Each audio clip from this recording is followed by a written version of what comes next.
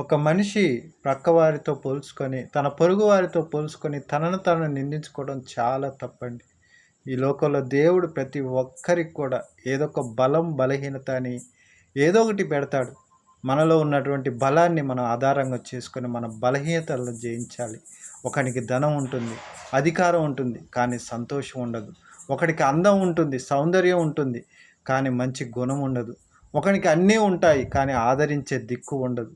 కాబట్టి మనలో ఉన్నటువంటి బలహీనతను బట్టి మనం ఒకరిని నిందించడం, మనల్ని మనం నిందించుకోవటం, ఆ సమయాన్ని వృధా చేసుకొని మన జీవితాన్ని వ్యర్థం చేసుకునే బదులు దేవుడు మనకిచ్చినటువంటి బలం ఏమిటో గ్రహించి దాన్ని ఆధారంగా చేసుకొని మన బలహీనతను జయించడమే జీవితం. ఆ విధంగా నీ సమయాన్ని నువ్వు ముందు కొనసాగించాలి, కానీ ఒక్కడే కూర్చొని ఏడుస్తూ పక్కవారిని నిందిస్తూ నిన్ను నిందిస్తూ నీ మానసిక స్థితిని నువ్వు బలహీనపరుచుకుంటే నీవు చేతకాని వాడిగా మిగిలిపోతావు.